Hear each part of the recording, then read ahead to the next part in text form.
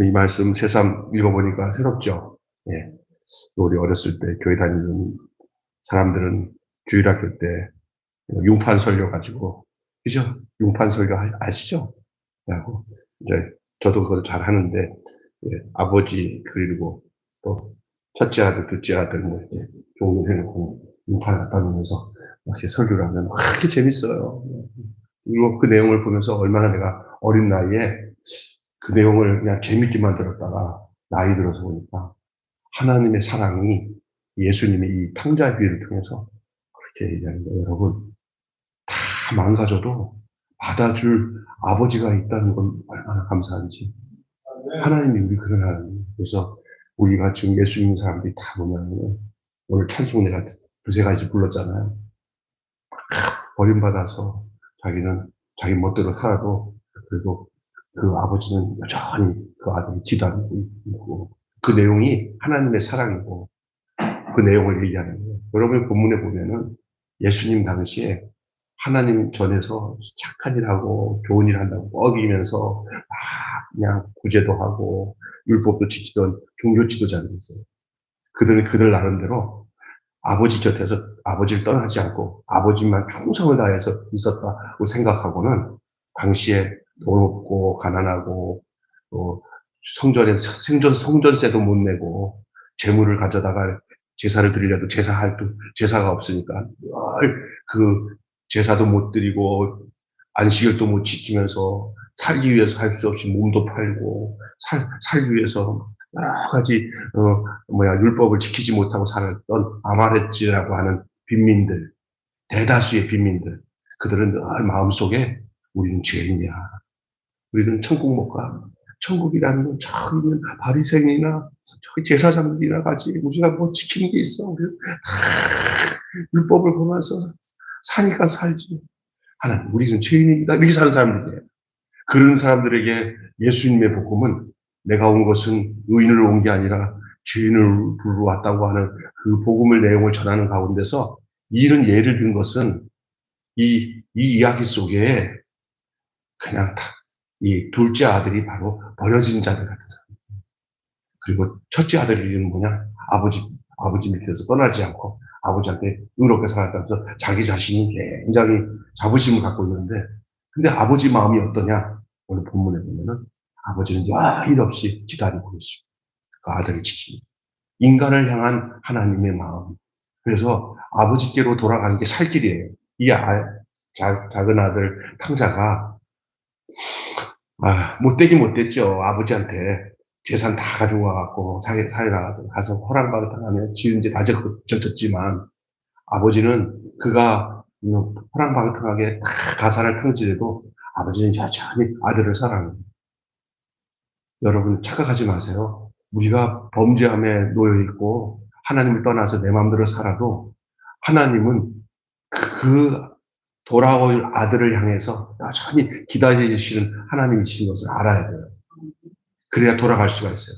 스스로 돌이켜 내 아버지 집에는 품꾼이 많은데 내가 여기서 죽는 것보다 아예 가서 나 아들이라고 안 해도 좋으니까 여기서 이렇게 돼지 꿀꿀이 죽 먹는 데서도 꿀꿀이가 툭툭 치면 그냥 먹지도 못해. 그리고 또 사람 취급도 못 받는 거야. 짐승 취급도 못 받아. 흉년이 들어서. 그런데 아이고 내가 살던 집에 내가 아들로 있었을 때 그 품꾼들을 얼마나 잘 먹고 그 아버지가 얼마나 잘했냐. 나 아들이 안 해도 좋으니까 일단 아버지께 돌아가면 아버지 난 아들 안 하고 그냥 품꾼으로만 있을게요 하면 우리 아버지가 인자한 아버지가 나 같은 사람 받아주겠지. 받아줄 뿐만 아니라 아버지는 그 아들 떠나고 난 뒤부터 학수도 그 멀리 나가 아들이 언제 오나고 기다리는 아버지야. 우리 하나님이 나에게 그런 하나님인 것을 믿으시기를 바랍니다. 이걸 알아야 신앙생활에서 인생에 탕자처럼 살다가 돌아와서 눈물 콧물리며 그 아버지 사랑 못 잊어. 나 이제 돌아갑니다. 그 크신 사랑 못 잊어. 방탕한 길로 가다가 우리 어머니 기도 못 잊고 아버지의 그 종일 팔을 벌려 로마서에 보면 종일 팔을 벌렸다는 얘기는 언제든지 너를 기다리고 있구나. 오거라 오거라. 아버지 사랑해. 오늘 제목이 따라서 합시다. 내 아버지. 시작. 하지. 근데 전화 가끔가다 걸면은 우리 아들이 나를 이 나이가 드니까 애가 소리 들은 것 같아요. 야, 재원아, 아버지가 너한테 듣고 싶은 말인데, 예, 아버지 사랑해. 그래.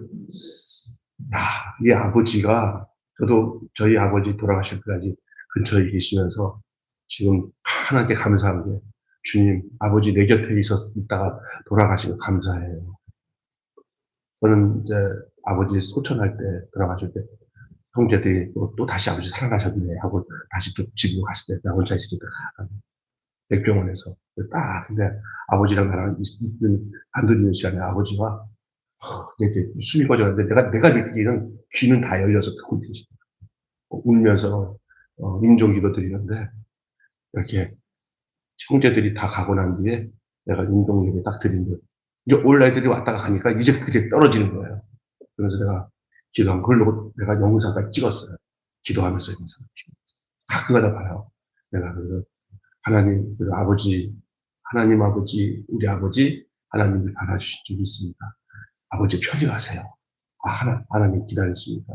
예수님 기다렸습니다. 못되게 아버지한테 잘하지 못했지만, 막판에 복음을 제시하고 기도하고, 예, 그게 제가 제일 잘한 효도예요.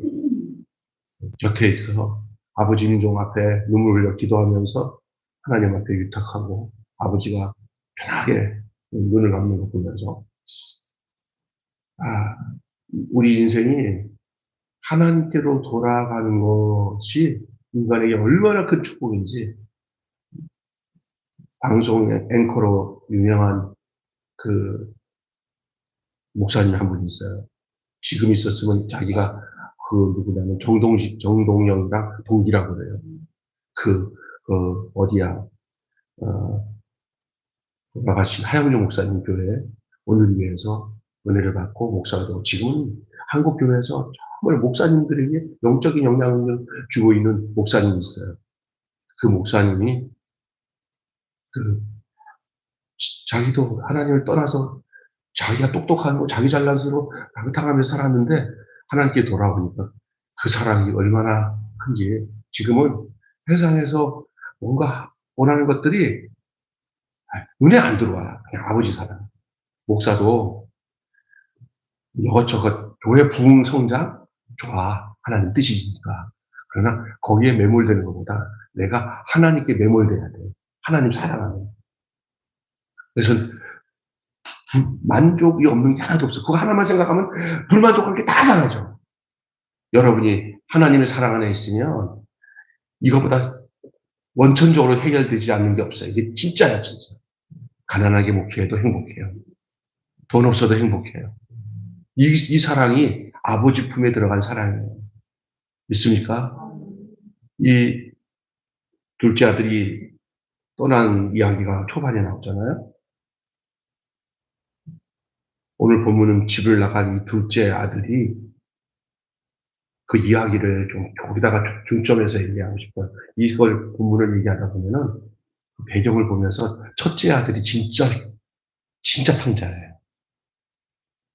성경을 어떻게 비춰보느냐에 따라 다른데 오늘은 이 본문을 통해서 첫째 아들 얘기는 좀 안 하려고 해요. 누구 얘기하냐? 아버지 품을 떠나서 지멋대로 이 세상의 욕망과 꿈을 가지고 아버지한테 그냥 그 재산 가지고 나가고 호랑박하게 살던 아들. 이게 보통 보편적인 이 세상에서 하나님을 떠나 마음껏 살아가는 사람들의 모습이에요. 따라합시다. 우리가 모두 둘째 아들이다. 네. 이 둘째 아들의 이야기를 조금 하면서 그 둘째 아들과 그 아버지와의 관계가 오늘을 살아가는 많은 이 세상의 사람들과 하나님과의 관계를 얘기하고 있는데 그 많고 많은 사람 중에 이 둘째 아들은 아버지 아들이었기 때문에 다행히 아버지께 다시 돌아갈 수 있었지만 그 당시에 수많은 사람들은 그 아버지의 아들이 아니니까 아버지께 돌아갈 수가 없었잖아요. 여러분 인생을 살아가면서 내가 예수를 알고 예수를 통해서 하나님의 아들이 되었다는 이 사실을 인식하는 건 하나님의 특별하신 확실한 은혜이고 하나님의 부르심이요 택하심이에요. 하나님이 택하신 아무나 아버지라고 할 수가 없어요. 우리 외삼촌이 일찍이 아버지가 돌아가시고 거의 그냥 어렸을 때 유복자처럼 자랐어요. 우리 좀 신학대학교, 하여튼 안양대학교 주총장하고 지금 이제 은퇴하시는 직전인데 저에게도 몇 번 저랑 6살 차이밖에 안 나는데 일찍이 교수로 지내가지고 그래 계시는데 나한테 이런 얘기를 하더라고요. 뭐라고 하냐면 나는 어렸을 때 아버지가 없어서 너무너무 힘들지만 어릴 때 교회 갔더니 아버지라는 말을 말해서 눈이 번쩍 떠서 아버지? 응? 내 친구도 아버지하고 형님도 아버지 아니야? 그 아버지가 뭐냐 했더니 하나님 아버지다. 그래서 육신의 아버지는 돌아가셔서 나는 어렸을 때 없었지만 나에게는 늘 영의 아버지, 하나님 아버지가 있어서 사람이 그래서 그 영의 아버지가 자기를 이렇게 이제 온전하게 지켜주신 것을 감사하게 생각한다. 할렐루야. 그리고 중요한 거예요. 우리 아버지 없으면 부모들이 엄마들이 뭐라 그래요? 주변에서 무슨 자식이라고 들을까봐, 그치? 후레 자식이라고 들을까봐 늘 조심하지만 예수 믿는 사람 걱정 안 해도 돼. 예? 오늘 아침에 그 정규재 목사, 강일교회 정규재 목사, 그러더라고. 자기 3살 때 아버지 돌아가시고 어머님 께서 자라면서 더욱 하나님을 더 애달게 아버지라고 불렀다고 오늘 그러더라고요. 그래서 제가 오늘 탕자와 얘기를 하면서 그 얘기를 하는 거예요. 때로는 육신의 아버지가 살았는데 너무 아버지 역할을 못해서 상처투성이에 그런 사람 많아요. 에이, 아예 없었으면 좋겠어. 그냥 엄마만 있었으면 좋겠어. 그냥 하나님 아버지 안 하고 하나님 엄마가 좋아. 그런 사람도 있어요. 그런데 그것은 하나님 아버지를 만나면 그렇게 막 이그러져서 나를 힘들게 하는 아버지까지도 그 하나님의 사랑으로 용납할 수가 있어요. 그리고 그 안에서 하나님이 이 육신의 아버지를 주신 것을 너무 고맙고 감사하게 생각해요. 제가 약간 간증할게요.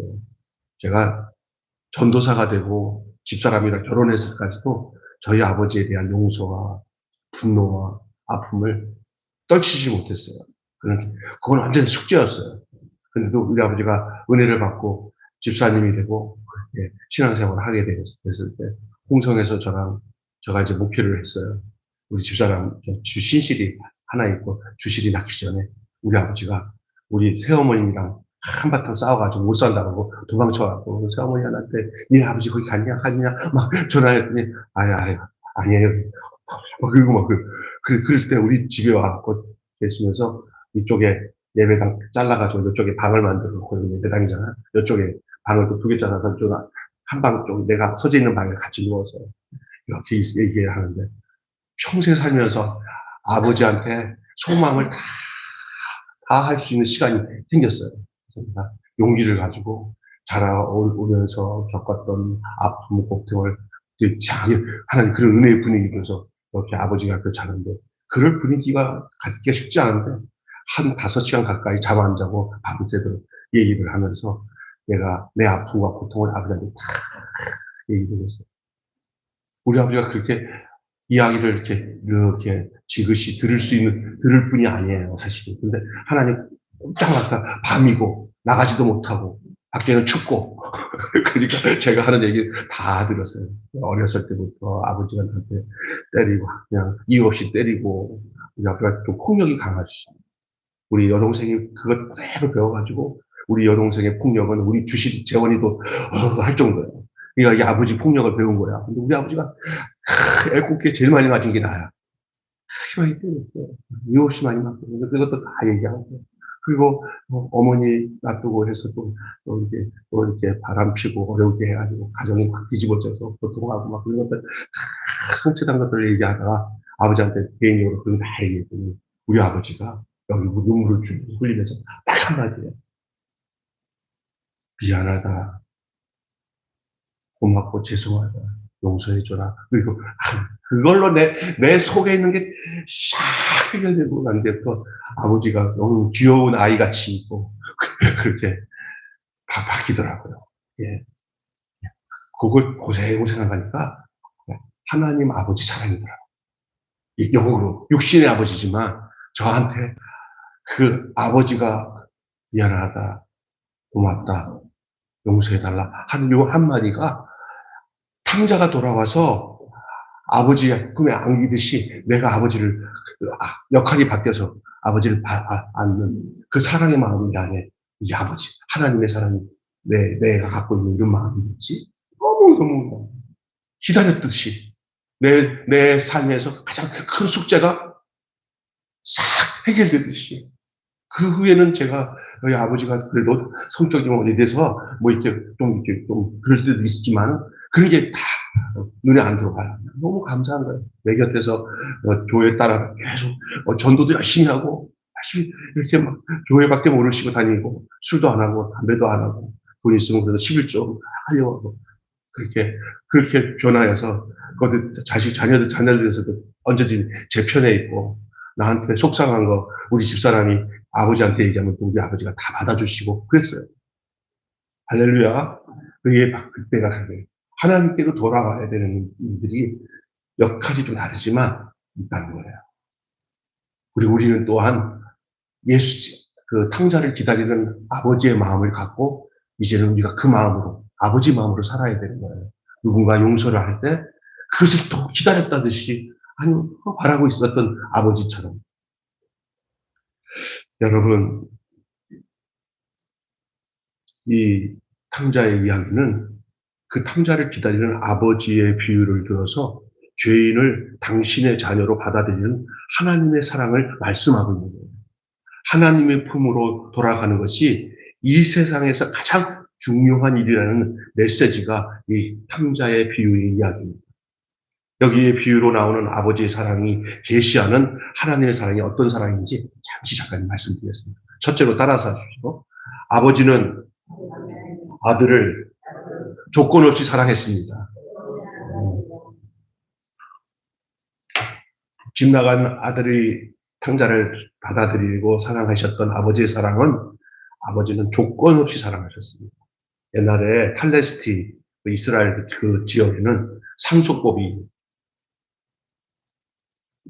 따르면 상속법에 따르면 아버지가 죽기 전에는 상속을 요구할 수가 없어요. 그러니까 오늘 본문 보면은요, 진짜로 나쁜 놈이야 이 둘째 아들이. 아버지가 죽기 전에는 상속을 요구할 수 없는데 이 둘째 아들은 상속의 요구를 아버지가 시퍼렇게 살아있는데 뭘 요구한 거야? 상속을 요구한 거야. 이 말은 뭐냐? 아버지 빨리 뭐해? 빨리 죽으라고. 왜 그러냐? 아버지 갖고 있는 재산 내가 일부를 가져가지고 좀 내 마음대로 살고 싶다. 이 말은 아버지 내게 줄 분깃의 상속을 아버지는 새파랗게 살아있지만 아버지가 죽은 거로 하시고 양 줄 거니까 죽은 거로 하시고 내게 줄 분깃을 내게 주십시오. 그래요. 이건 정말 그런데 이 불의한 요구를 아버지가 들어. 여러분이 타락하는 거, 하나님 떠나는 거, 하나님 안 말려. 이거 굉장히 비밀입니다. 그 억지로 좀 잡아가지고 나가서 죄 짓지 않도록 잡아주시지 왜 내 마음대로 나가는 걸 하나님이 잡아주시냐? 안 말립니다. 제 스스로가 아버지 곁에 있지 않는 한 인간이 아버지 떠나서 아버지 죽으세요. 나 죽고 나는데 죽고 나 주세요. 하고 나가는 거에 대해서 오늘 성경은 하나님이 안 말린다는 거예요. 이것을 어떻게 해석할 거예요?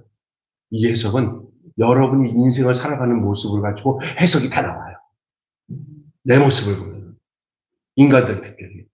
또 저는 그래도 어렸을 때부터 이렇게 눈에 튀게 이렇게 하나님을 떠난 적은 조금 있어도 이렇게 두드러지게 그런 모습은 없지만 여러분 내 친구 중에 보면 좀 험하게 살면서 떠나간 사람인데 이게 뭐냐면 하나님이 안 말린다니까. 이런 사람이 있어요. 왜 내가 이렇게 하나님 떠나는데 하나님이 왜 나를 안 보호하시고 내 생각도 지켜주셔서 너 그러면 안 된다 이렇게 해주는데 그냥 없는 것처럼 하셨다가 나 마음대로 나가서 그냥 시끄러 이렇게 내버려뒀습니까? 그런데 성경이 답이 나오잖아요. 둘째 아들 아버지 죽었다 생각하시고 그 분기 달라고 하는데 이게 하나님 오늘 본문에 보니까 아무 없이 그 상속을 줘버려요. 이 본문에서 남은 이 메시지를 담고 있는 이것은 페륜이자 무례예요. 아주 무례한 자식 페륜아예요. 아버지를 떠나는데 상속 다 가지고 떠나요. 이 아들의 행동은 비난받아 마땅한 행동입니다. 하지만 아버지는 아들을 꾸짖거나 벌하지 않고 아들의 요구를 들어주세요. 야, 우리의 불의한 요구를 방임하시는 하나님, 요걸 어떻게 얘기하는지 알아요? 방임하는 하나님의 엉뚱한 사랑이에요. 그래서 이 탕자의 이야기가 진행이 되는 거고, 우리 인간이 살아가는 인생의 얘기가, 인생의 얘기 속에서 이 탕자의 얘기에 나오는 해답이 나오는 거예요. 그리고 여러분이 지금 예수를 믿고 아버지께 돌아왔다는, 이거구나.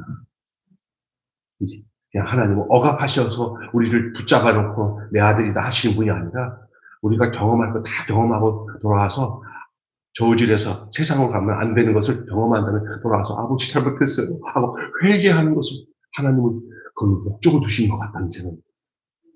네? 그렇다고 해서 좋습니다. 나가서 실컷 죄짓고 돌아와서 회개하는 목적을 이루겠습니다. 요거는 안 됩니다. 요거는 하나님을 어쩔 수 없이 그랬다 해서 깨달고 돌아오는 건 괜찮지만 그거를 그렇게 될 거라고 생각하는 곳으로 타락해서 하나님을 떠나는 그것을 당연히 명분화시켜서 행동하는 것은 하나님을 이용하는 거예요. 믿습니까? 이제는 가능하면 하나님 안 떠나는 것이 살 길이에요. 제발 롤러스코트 타다가 막 그냥 파도 타게 빠지지 말고, 와, 목사님 스릴 있어요. 이번에 다죽다가 살아났어요. 기도 응답 받았어요. 이러지 마란 말이야. 이거는 되는 사람이나 어쩌다가 내가 누구라고 얘기를 안 하는데, 우리 김혜수 집사님이나 그렇게 롤러스코트 타다 살 수 있지, 다른 사람들은 빠져 죽어. 하지만 절대 안 돼요. 아주 죽다 살았지. 네. 그래도 지금도 정신 못 차리면 안 돼요. 정신 바짝 차려. 나 이제 집에 들어 아버지 사랑 떠나지 말아야 돼요. 나 이제 아버지 품에 떠나 살기 뭐래요? 싫어요. 아버지 사랑 떠나 살기 싫어요. 이 고백이 나와야 돼요. 이전에 탕자 때는 아버지 품을 빨리 떠나고 싶어요. 내가 내 마음대로 살고 싶어요. 그랬어요. 그러나 아주 그냥 고통 다 당하고 난 뒤에 돌아와서 아버지께 돌아가야 된다. 아버지한테 돌아가야 산다라는 걸 알았을 때 탕자는 다시금 인생은 다 그런 거예요. 하나님 떠나서 온 게 인생이에요. 원래 우리가 그렇거든요. 아버지의 사랑은 아들의 폐륜이나 무례와 상관이 없어요. 아들이 폐륜을 저진다고 해서 아들이 무례하게 행동해서 아버지 사랑도 변한다? 그 아들의 변질된 행동, 무례한 행동이 아버지 사랑도 같이 변질되고 아버지 사랑도 같이 폐륜적인 사랑으로 바뀌어지지 않는다는 거예요. 여러분, 이렇게 기준이 있다는 게 얼마나 감사해요. 나는 막 이렇게 바뀌어줘도 하나님만은 고자리예요. 그 사랑이. 얼마나 그게. 그래 우리가 하나님을 믿는 거예요.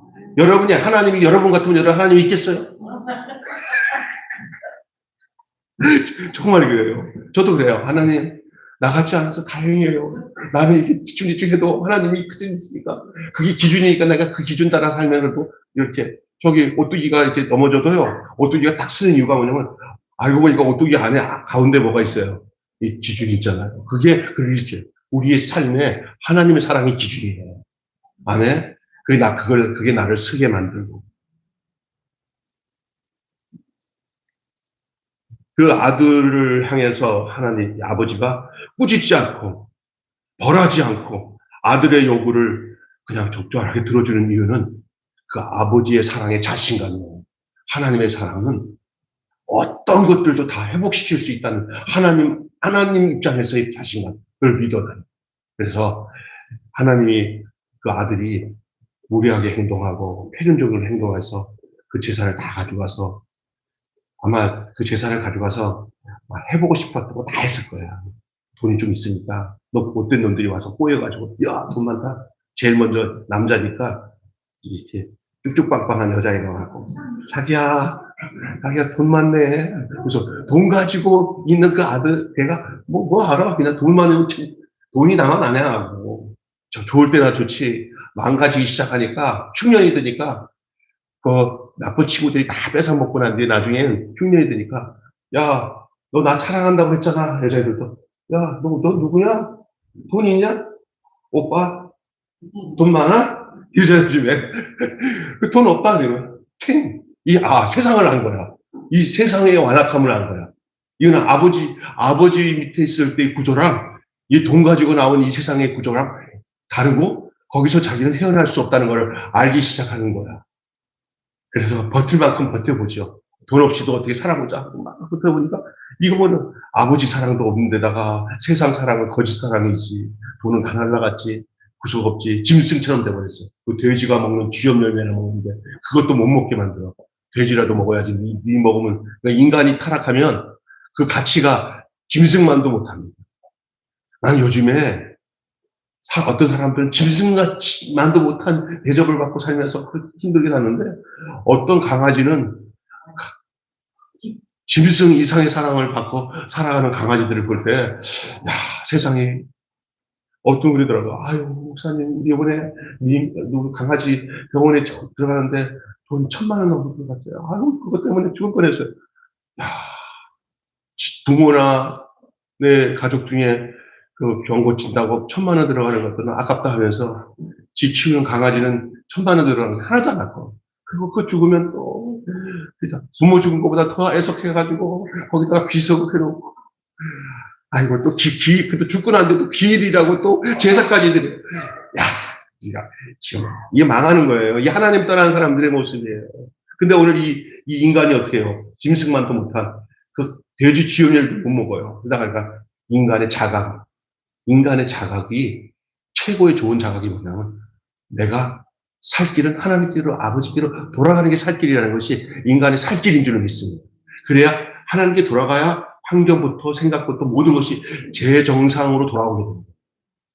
하나님께 돌아와야 모든 것이 바르게 해결되는 줄로 믿습니다. 하나님께 돌아가야 해결되는 거예요. 그게.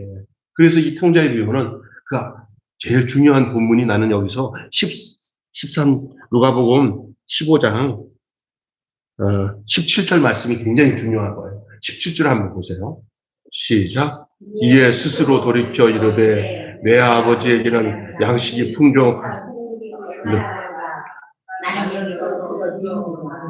그 다음에 내가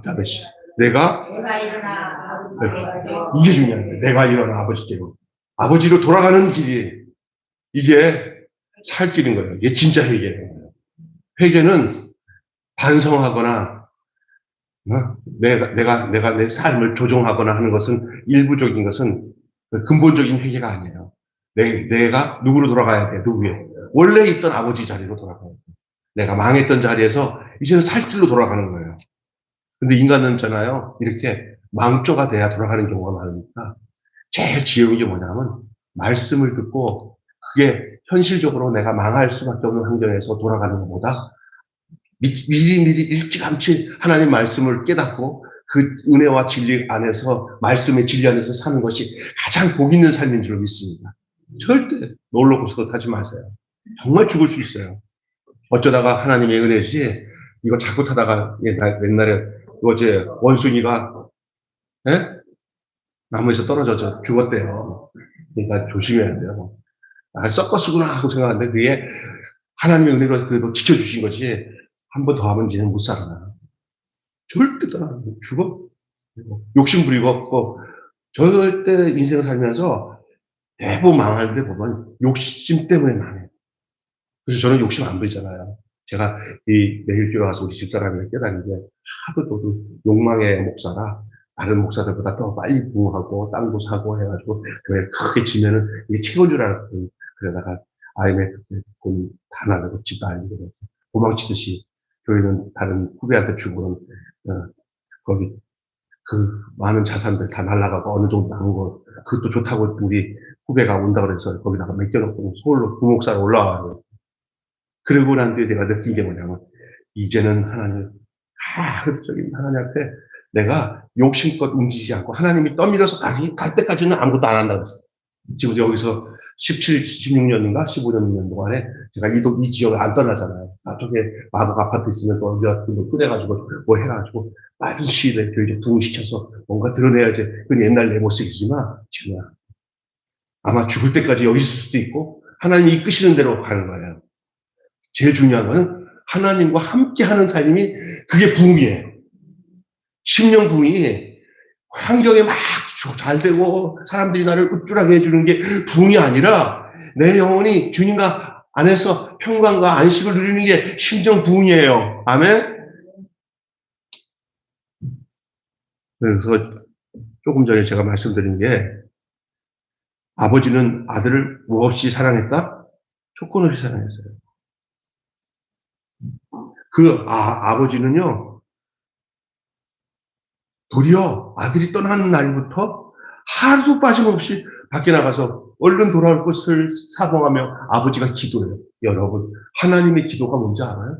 하나님이 어떻게 기도를 해요? 하나님 기도하셔요. 어떤 기도 하신지 알아요? 내 아들을 돌아오게 해달라고. 자신이 자신에게 기도해요. 하나님 자신이 자신에게 기도하는 기도가 뭔지 알아요? 집 나간 자식 돌아오게 해달라고. 타락한 영혼들 구원받아 내게로 다시 돌아오라고. 여러분의 구원을 위해서 아버지가 그렇게 상고가 뭔데 그냥 그 아들이 올까 기다리시는 거예요. 기다리시는 아버지. 탕자가 돌아오는 것을 기다리는 하나님의 사랑. 이 사랑을 막을 수 있는 것은 아무것도 없어요. 이 사랑이 가장 큰 사랑이에요. 그 사랑이 여러분과 저를 살리신 줄을 믿습니다. 그리고 기다린 그 하나님의 사랑을 하나님이 그런 분이지 이걸 인식하는 것은 성령이 주신 가장 큰 은총이에요.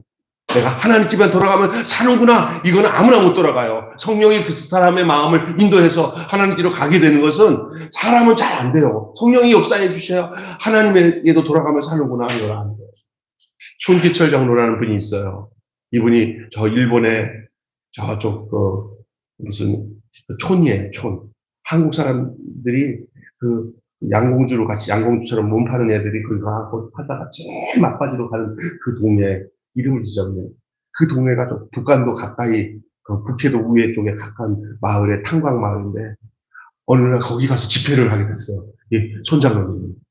그런데 거기에 이렇게 앉아서 집회하는데 이렇게 눈이 반짝반짝하면서 피폐하게 몸은 피폐한데 저 여자애가 아주 은혜를 받아요. 다 몸 파르고 살면서 인간을 막장을 사는 아가씨들이야. 다 대부분 조선 아이, 한국 사람 아이들.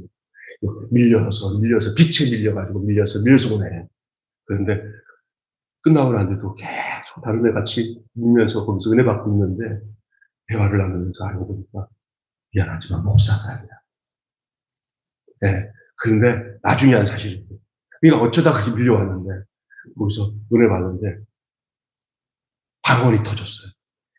이 손장로도 방언을 통해서 서로 영적인 대화를 하는데 이렇게 얘기했대요. 그 방언 내용으로 따라 왜 이렇게 이제 왔냐? 그랬더니 막 애가 방언으로 울면서 난리를 치고 막 어떻게 이제 왔냐? 그랬더니 하나님의 음성을 들은 거예요. 왜 이제 왔냐? 이러면서 뒤집어지고 그 얘기를 하더라고요. 우리 인생은요. 따라서 왜 이제 왔냐? 진짜로 하나님께로 돌아온 거예요. 돌아가야 돼요. 그게 인생의 살 길이에요. 하나님의 사랑으로 돌아오는. 아버지의 기다림은 어느 시간이나 공간이나 관계없이 변함이 없어요. 하나님의 기다림의 사랑은 변함이 없어요. 이 둘째 아들이 집을 나간 후부터 아버지의 기다림이 시작됩니다. 아버지의 기다림은 집을 나간 둘째 아들이 자신의 죄를 깨닫고 돌아올 때까지 이어집니다. 언제는 포기했다가 다시 또 생각나면 이게 아니야. 그냥 아버지의 온통 생각은 돌아올 아들에 대한 기대, 사모가.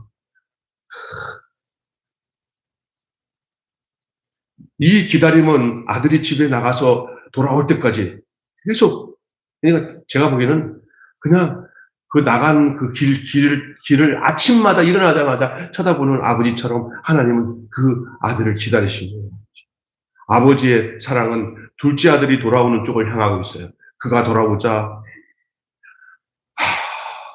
아버지가 너 이렇게 안에서 올 때까지 그냥 억지로 이렇게 있다가 왔냐 하는 게 아니야. 그냥 상고가 뭔데 100m 달리기 하듯이 막 그냥 버선발 다 벗어놓고 막 달려가서 아들이라는 걸 확인하고 난 데는 막 그냥 꺼안고 울면서 이게 아버지 사랑.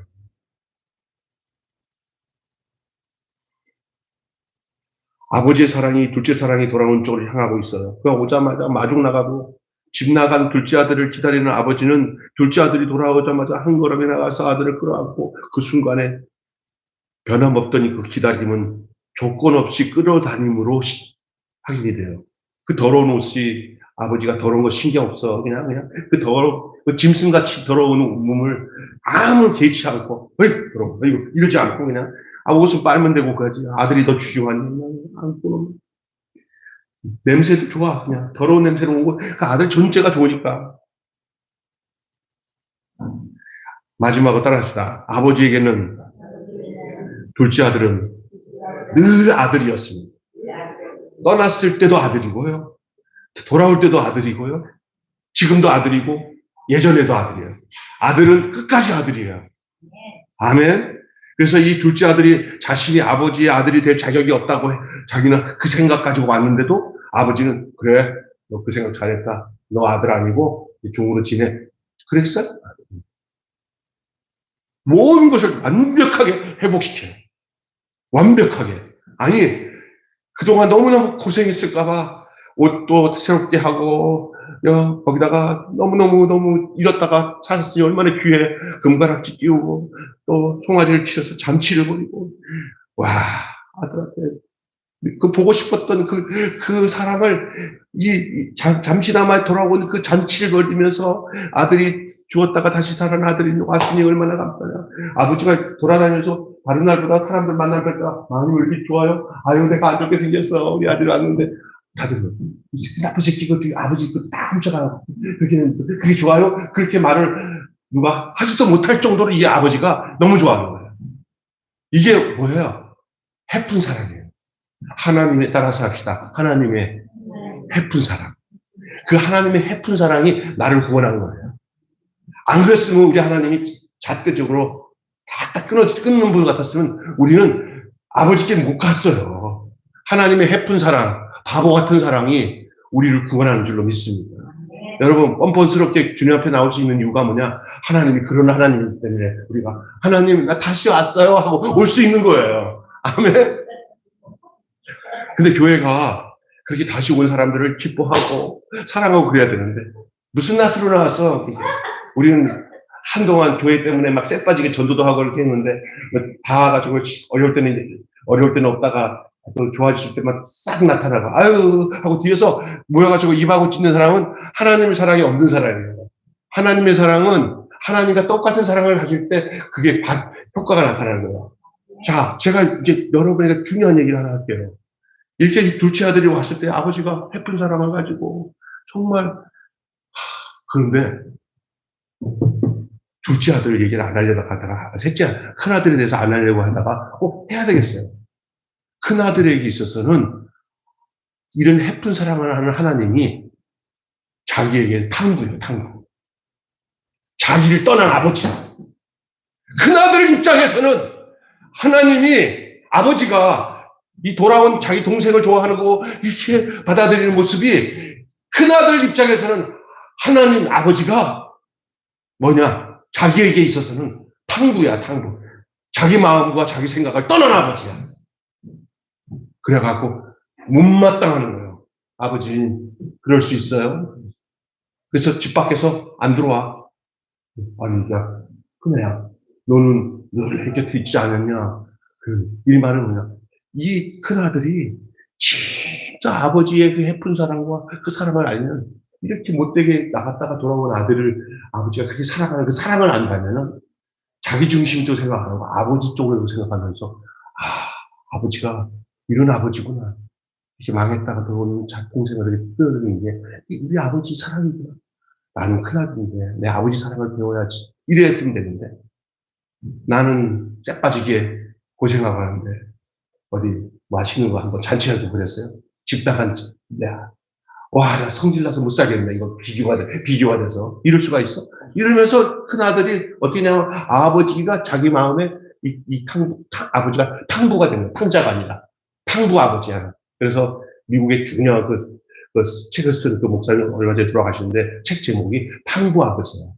오늘날은 하나님을 탕부 아버지로 여기는 사람들이 얼마나 많은지 몰라. 나는 이만큼 했는데 아니 저기 죄 많은 사람들을 위해서 하나님의 해픈 사랑으로 거둬들이는 것을 못마땅히 여기던 그 종교 지도자들 제사장같이 그런 큰아들 입장에 있는 사람들은 무슨 사랑이 없는 거야. 아버지 사랑이 없는 거야. 교회는 모두가 아버지 사랑이 있어야 될 줄로 믿습니다. 제가 아들이었지만 우리 아버지가 내가 미안하다, 용서해라, 맞다. 그 말에 내가 우리 아버지를 그냥 하나님의 아버지 사랑으로 내가 아버지를 육신은 다르지만 반대로 된 것처럼 교회는 모두를 향해서 아버지의 해픈 사랑으로 받아들이는 것이 중요한 거예요. 근데 이 탕자의 비유에서 이 큰아들이 아버지가 아무리 설득을 해도 그 설득을 안 받아들여요.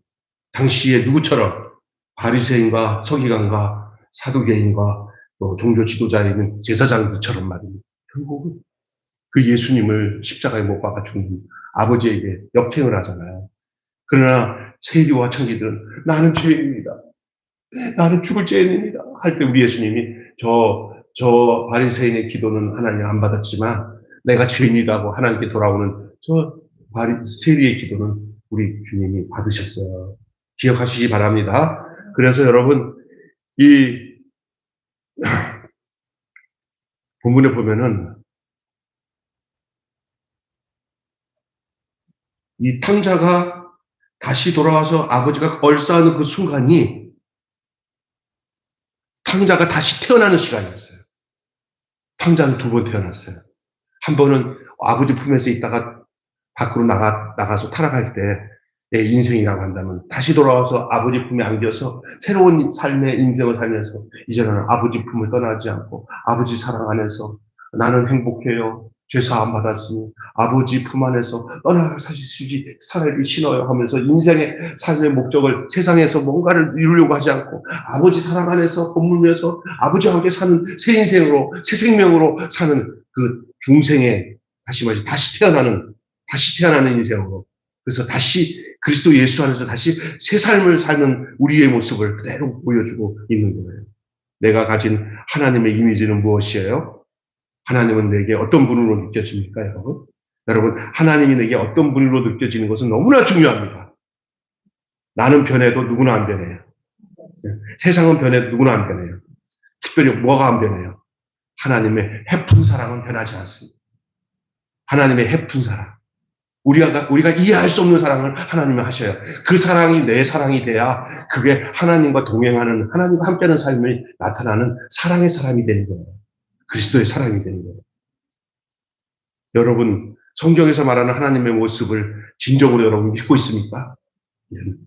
아들을 향한, 큰아들을 향해서, 작은 아들을 향해서 나타난 이 아버지의 사랑이 오늘 우리가 걸어가고 우리가 품고 살아가야 할 사랑이 그게 교회의 모습이에요. 여러분의 삶의 내용이 돼야 돼요.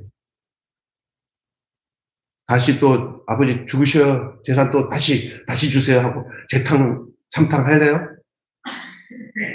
하지 마세요. 그것도 한두 번이지. 네, 그 다음에 세 번째는 오늘 본문이 말하는 하나님의 모습 볼 때 지금 내가 해야 할 일이 무엇이에요? 오늘 예수 하나님의 그 해픈 사랑, 그 둘째 아들을 향한 그 하나님의 사랑을 우리가 오늘 본문을 통해서 볼 때 이제 그 하나님 앞에 내가 어떻게 해야 돼요? 아직 안 돌아갔다면 빨리 그냥 내 모습 그대로 주 받으시옵소서 하고 주님께 가는 것이 첫째고 돌아와서 주님이 나를 좀 안아주셨다면 그 안에 이런 의지가 생겨야 돼요. 주님, 나 이제 짓밟히고 무슨 일이 있더라도 어떤 유혹이 있더라도 그럼 내가 다시 한번 내가 세상을 가면은 내가 손에 머리에 지시지. 네. 그런 거룩한 의지가 있어야 돼요. 그래서 제가 전에 얘기했잖아요. 우리 교회 와서 말씀드렸던 정기환 목사님, 교장 선생님인데, 서울고등학교 수학 선생님 때, 아주 못된 놈 학교에서 캡장인데, 걔를 구원하는 과정 속에 그 집에 방문했더니 정말 엉망이다. 그 가부를 해가지고, 엄마 아빠 다 살려냅니다. 애가 집에 돌아오니까 엄마 아빠가 싹 살았어요.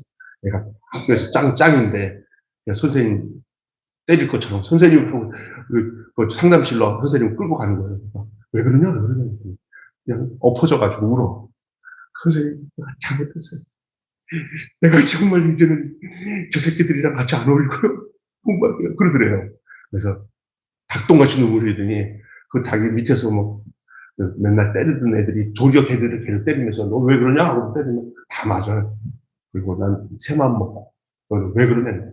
난 선생님 사랑 때문에 딴지 못해. 하나님 사랑이 아니라 선생님 사랑 때문에도 내가 그지 못해 라는 말을 하는 거예요. 하나님 사랑 때문에 나는 절대 다시 돌아갈 수 없어. 그지 못해. 이것이 돌아오는 사람의 모습인 줄로 믿습니다. 아멘. 그게 돌아온 거예요. 그 하나님의 사랑은 조건을 가지고 있는 사랑입니까? 또 하나는 어제는 이랬고 오늘은 이랬고 나중에 이렇게 변화되는 겁니까? 하나님의 그 사랑은 과거나 현재나 미래나 그가 가지고 떠났을 때도 그자리 그 아버지의 사랑은 그대로고 그가 막 타락하는 동안에 기다리면서 한숨 쉬면서 그 아들이 안 오나 하고 기다릴 때도 그 사랑은 변함없었고 돌아와가지고 막 저 무더기 같은 옷을 왔을 때도 그 사랑 가지고 업고 막 안고 막 입 맞추고 막 왔구나 하고 좋아하는 것도 또 변함없던 그 사랑이고 또 이제 돌아와서 이제 생활하는데도 그 큰아들이 막 난리를 쳐도 그거 절대 개의치 않고 자기 사랑 계속 그냥 유지하면서 도리어 큰아들 보고 달래면서 너도 네 동생이 돌아왔는데 어떠냐 하고 변함없어요. 야, 네 형이 난리 치니까 내가 좀 마음 좀 바꿔야겠다. 아니에요, 그냥.